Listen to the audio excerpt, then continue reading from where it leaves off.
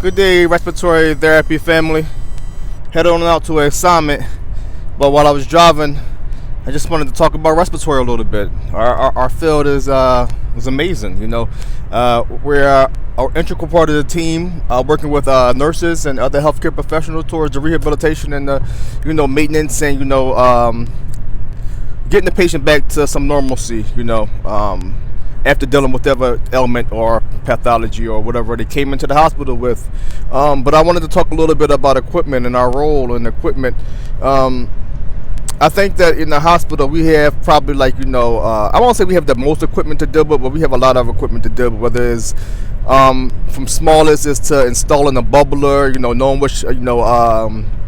knowing which flow meter to use versus the 50 PS gauge versus the 15 PS gauge, which type of adapters you use for the ventilators, different kind of ventilators, transport ventilators, vias, draggers, BiPAPs, the list goes on, so I think a lot of our things that we have to do involves equipment and the functionality of the equipment, as well as functionality and how well it will work with the patient.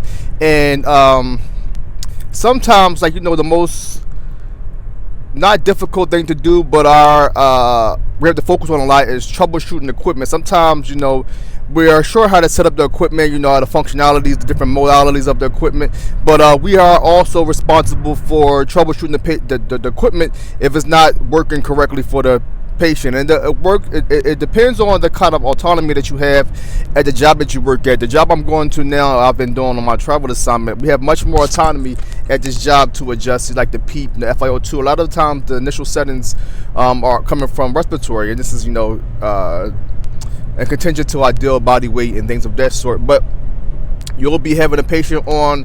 I had a patient the other day that was on, their home CPAP unit that they thought were a BiPAP, and I was unable to manipulate the settings because it was a lock on the BiPAP.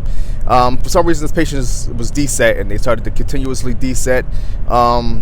After running I took them off of their home unit and put them on one of our CPAPs and adjusted the CPAP, the constant positive airway pressure, enough to give this patient adequate CPAP as well as bleeding in oxygen so they can get adequate oxygenation, but they continued to desat. So me having to cut them off of the CPAP, then go on a BiPAP to see if that would give them a little bit more ventilation and oxygenation, and eventually running the blood gas and seeing that this patient's ABG, CO2 on the ABG was through the roof, and their pH wasn't that great either. So although they were partially compensating with the bicarb, putting them on the BiPAP, and that helping them out a little bit better. And also, if they weren't, getting what they needed from the BiPAP, knowing that the mode of AVAPs is also an option that we can use and that is frequently used, by respiratory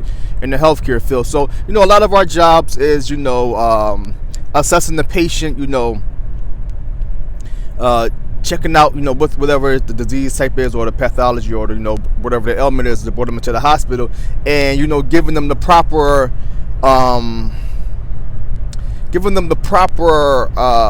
maintenance tool to help them get to where they got to go, or get part of the rehabilitation. So that's a large part of my job. The rehabilitation component of it is